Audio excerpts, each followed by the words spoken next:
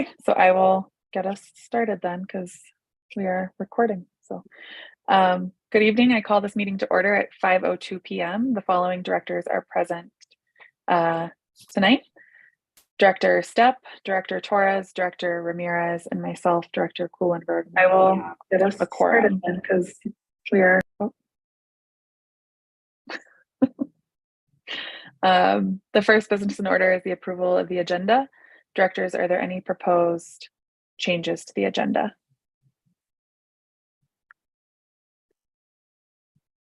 Seeing none, do I have a motion to approve the agenda as presented? I motion to approve the agenda as presented. I second. All in favor, say aye. Aye. Aye. All opposed, say no. Motion passes. Directors, you just approved the agenda as presented. The next business in order is information on the audit from Chief Markham. Is there? Thank you. Okay, I'm ready. Nathan, before we start, we need a motion because this is an sorry. action item. Sorry. Is there a motion from?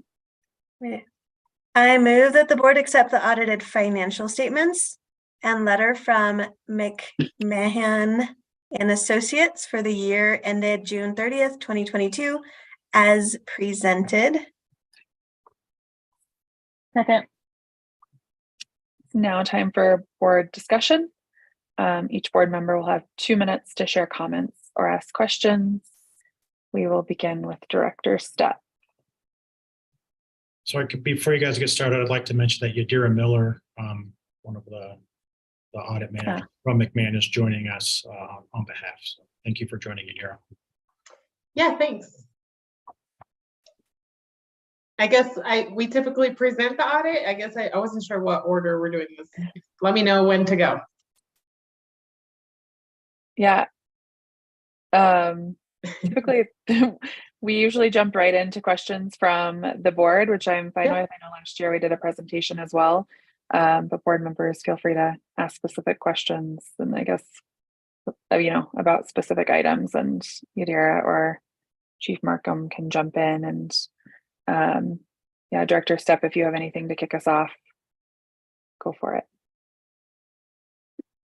Yeah, I guess this is for Nathan. I was on page 2 of the letter where some of the corrected recordings, and that just seemed like a lot of different recordings. I don't know if they were missed or they were so I was just wondering if you could provide some explanation as to why these all showed up in the audit and they weren't done previously. Let me pull that up. It's at the top of page 2 in the letter. The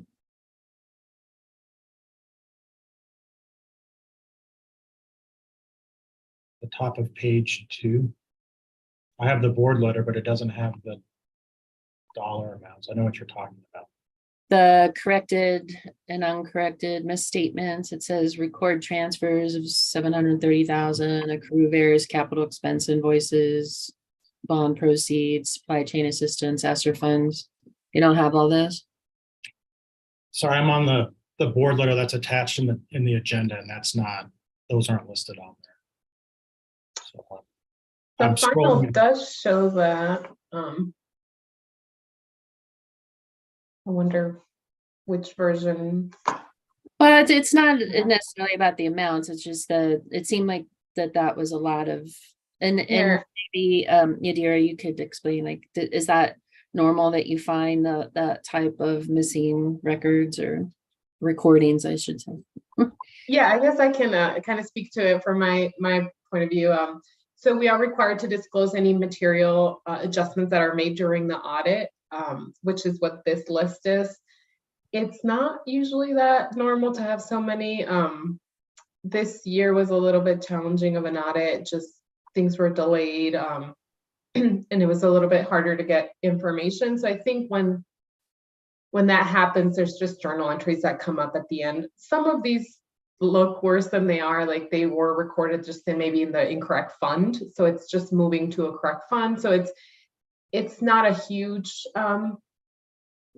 difference, but yeah, I think it just happened because the audit was a little delayed, so it was due to some corrections that had to happen at the end of the year.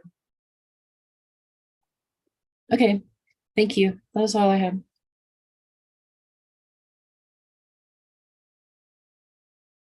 Thank you. We'll move to Director Torres.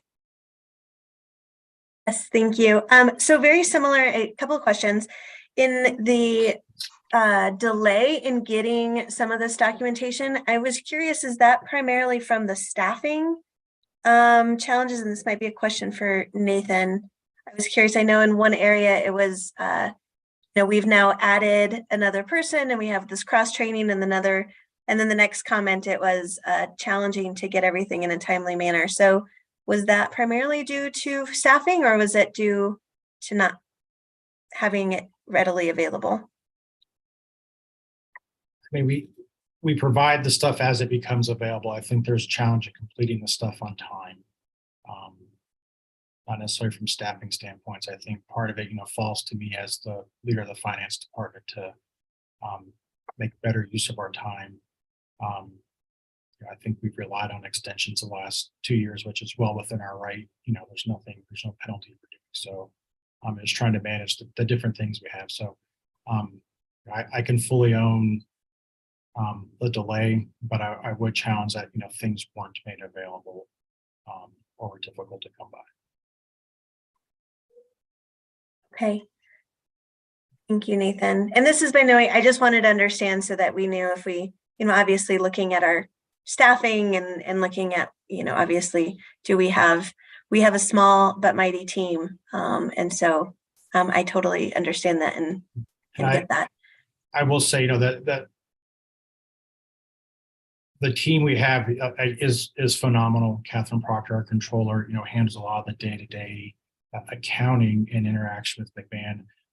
But we are still all, compared to the last staff that we replaced, fairly new to school district finance. So there are still things that we are learning. Replace people with a combined 52 years of experience at Roaring Fork School District and trying to learn the very nuanced Colorado school. We make best efforts, but there are things that we are learning, and we try to improve those every year.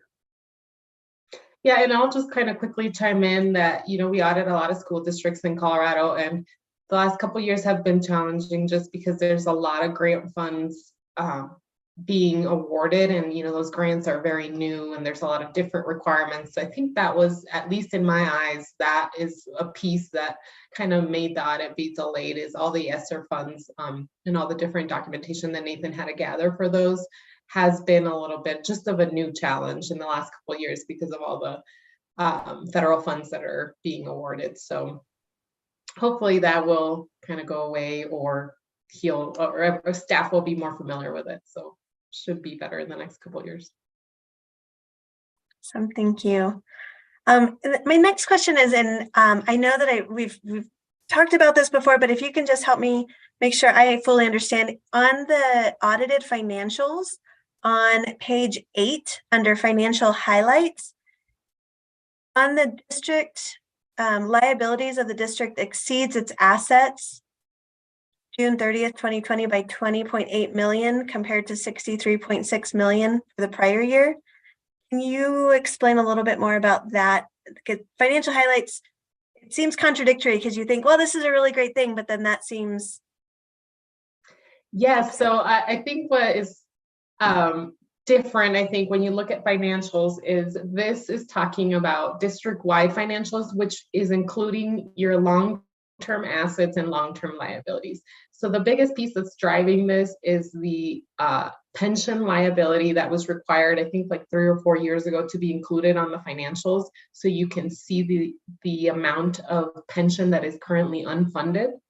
So that is what's driving the liabilities being greater than your assets. It's due to the para liability.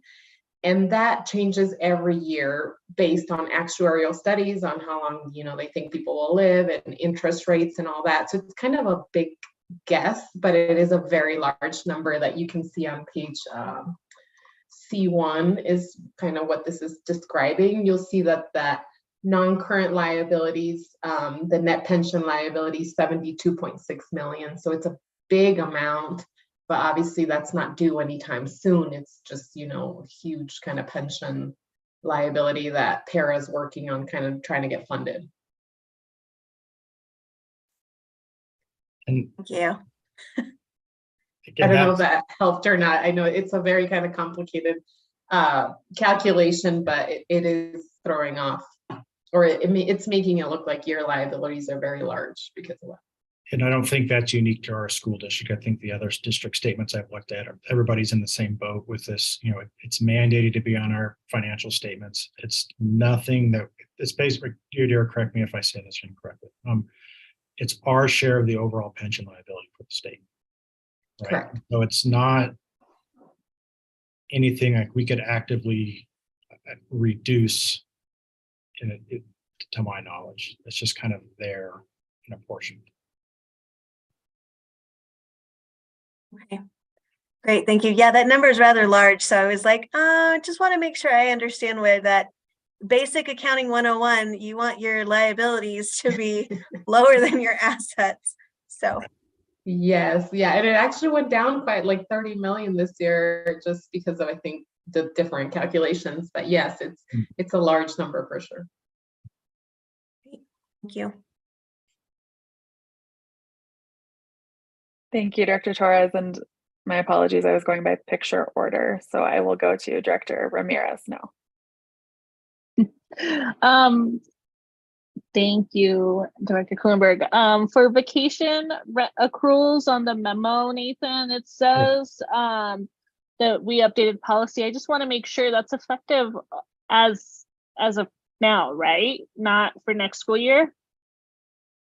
Right. So at the end of this fiscal year on June 30th, we will put that, we'll make sure that the system is agreeing to that policy. Oh, got it. We'll make the adjustments necessary so that our practice reflects policy on the June 30th, 2023 financials. And that should come off here finally. Okay. For the audit board letter to those bullet points that Director Stepp mentioned, can you or Yadira actually go through each of those and let us know I guess more details on these? Can you tell us if, I don't know, is there more information you can give to us than just record transfers? I guess I'm looking for more. Yeah, I can help, and then I think Yadira and I can tackle those together if that's okay with you, Director Ramirez. Yeah, I definitely would like to know more details on these. Was this part of the district office? Was it, like, I guess my question overall is, was this strictly our department, our deal, or did any of this have anything to do with schools, other management, other finance management? I just think we should have a little bit more information there. Okay. Sorry. And then I also, I already asked that. And I think that's it. Thank you. You're welcome. So the first one, record transfers of 730,000 from the general fund to the capital reserve fund. We had the large project at Riverview Trails. We're still in the process of finalizing revenue reimbursement, which we expect to be concluded this year, but we're working with a bunch of other government entities. So we basically spent more than we transferred, and you can't have negative equity. So as to make sure that fund balanced. Accrue various capital invoices totaling 398,000. That would be invoices that we paid after June 30th, but related to the prior year that we had to accrue back into the year which they occurred. As a side note, we moved from a cash accounting organization to an accrual based at year end. So it is a shift of thinking for everybody in the department district. So we do our best to catch those, but those are caught in the audit. The supply chain assistance funds, we've been getting, CDE's been dispersing funds related to supply chain issues to help support food service funds. We basically recorded that in the general fund, and then during the audit process, it was determined that should be the food service fund. And so we moved that accordingly. ESSER receivables and expenditures. So the receivable from ESSER is basically, we're going to be reimbursed for our ESSER funds as we spend them. We recorded more expenses, which meant that we had to record more expected revenue to come in to match that expense. And Yadira, can you take the bond issuance bullet? Yeah, so the bond issuance one is more just of an accounting entry. The district issued debt in July of 2021, so it was within the 22 fiscal year. And basically, it just didn't get recorded because you don't really get any cash. It's kind of just a transaction that's accounting wise. They kind of pay off your old debt and issue new debt. And no real cash came into you. So I think that's why it got missed, but we had to record the proceeds of the new bond and then record the expenses of payment of the old bond, essentially. So it's more of an accounting kind of entry. Then the grant revenue in the grant fund, Yadira, do you have specifics on that? Let me pull it up. I think it was just one of those. I think it was that big entry you sent for the grant fund, and it added that much revenue. So it's I think it's a combination of a lot of different accounts. Let me see. Right. So the grant fund has to balance to zero. Revenues must equal expenditures every year. So it looks like we had expenditures we likely needed to be reimbursed for, so that it gets recorded as revenue and a receivable. Yeah, I believe that's what it mainly was, is recording some expenses you had incurred. You had to record the revenue and then a receivable for that.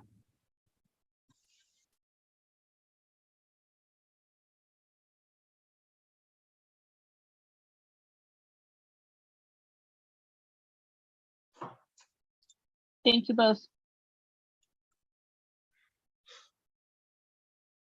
Thank you both for doing this. I know that it's massive to get all of this together, Chief Markham, and getting it in.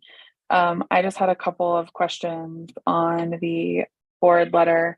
The first is related to our payroll coordinator, which I remember was flagged last year as well, that we only have one person who, and I don't know if this means we only have one person that consistently does payroll, but the way it reads is that we have one person that knows how to do payroll, which is concerning. So I'm just wondering if we have any plan in place to address this, or if this is. So the one person that was mentioned on the previous year's audit left the department in August.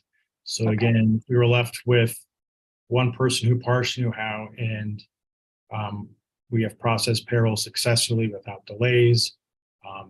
There's been errors here and there, which we have corrected ASAP.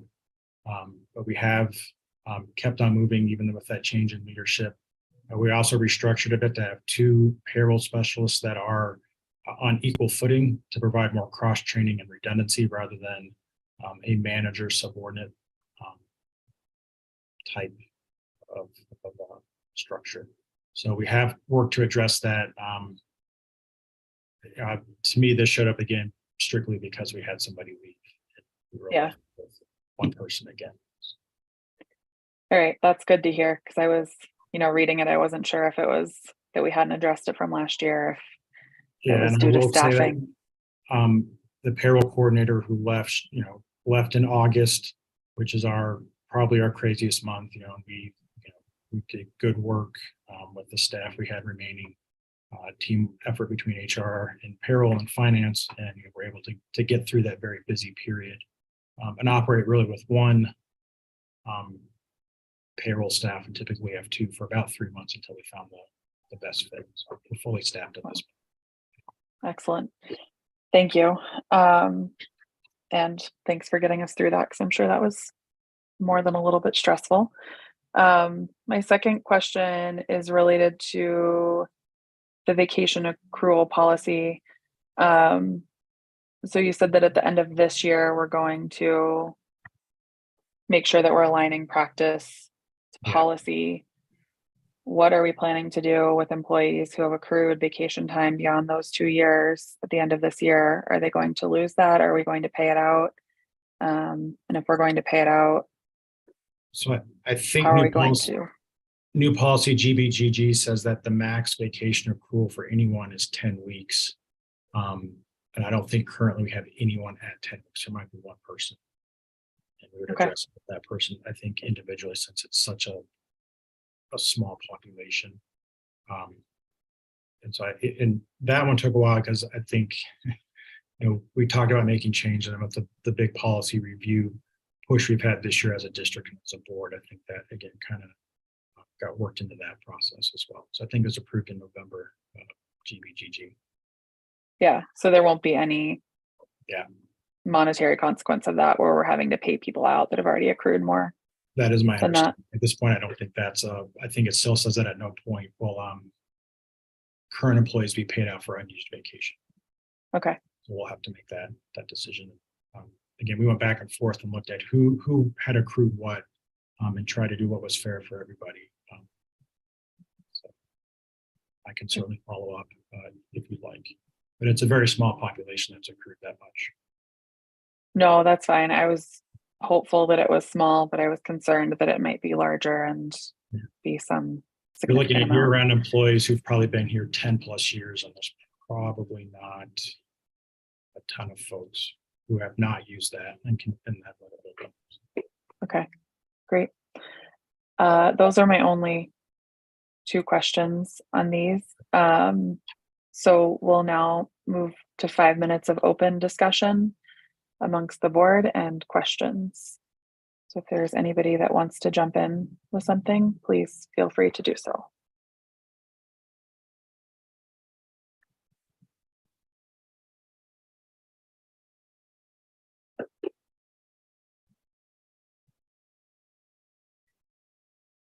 Okay, I'll start.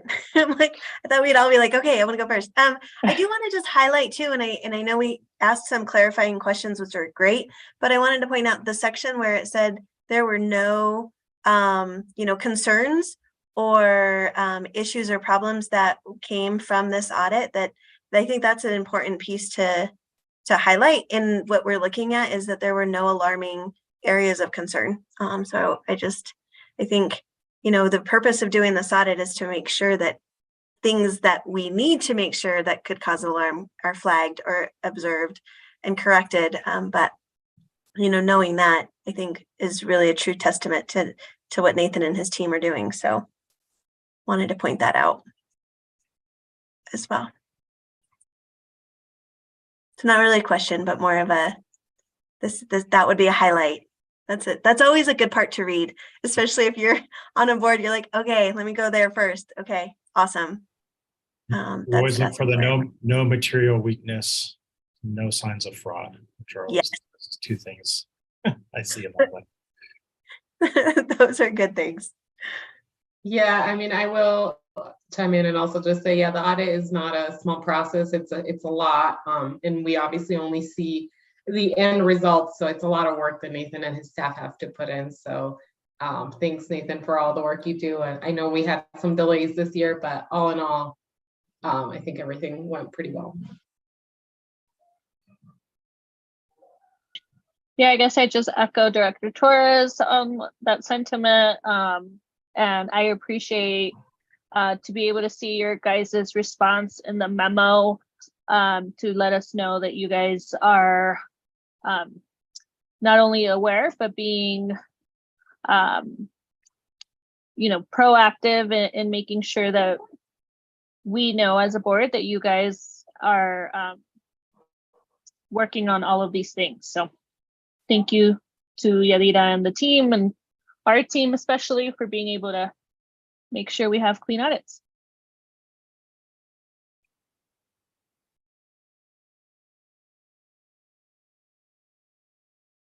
Thank you. Yeah, I don't have any further questions or discussions. Just thank you, Nathan, for all, and make sure to thank your team for all your hard work. And thank you, Yadira, and your team for as well for helping to lead this.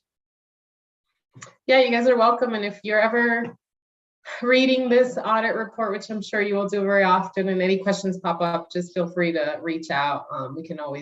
We're always here for you guys if any questions come up. So I would like to offer closing thanks, because it's not just, Catherine and I, Catherine's the day-to-day, and she organized a lot of the work, which involves everybody in my department, a lot of HR, all the school finance specialists who bring in their boxes of audit work. Yadira selects one lucky school every year to do a deep dive on their processes, which are reflective of processes we have as a district. Food service has a lot of federal revenue that comes in, and they get a close scrub. So there's a ton of work across the district that goes into this, and I'm thankful for everybody in the role that they play. And then I'm also thankful for our partners at McMahon, who we do rely on, while I don't like seeing those amounts on there, but we rely on McMahon to catch those sorts of things and make sure what we present to the public and to our bond investors is accurate and reliable. So thank you, Yadira and team. And if I may, I actually just want to echo what Nathan just said. And Nathan, thank you for your leadership to bring us through the process. Much appreciated. Thank you.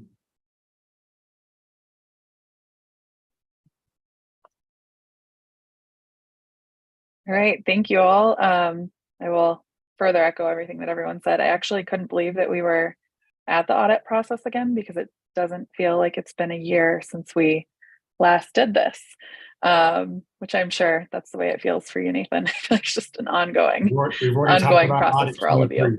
Yeah. Oh, I'm sure you're looking forward to it. Can't wait.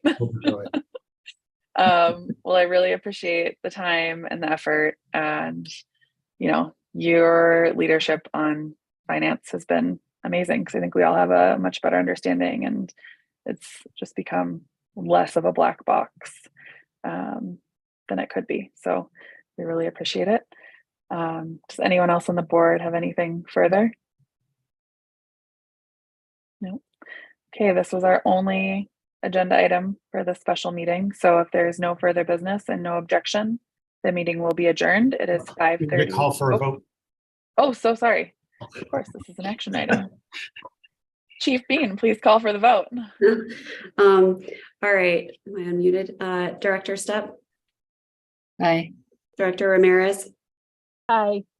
Director Kuhlenberg? Aye. Director Torres? Aye. Motion passes. Wonderful. All right, now, if there's no further business and no objection, the meeting will be adjourned. It is 5:30 p.m. Awesome. Yay. Thank you all. Great job. Be safe out there. You too.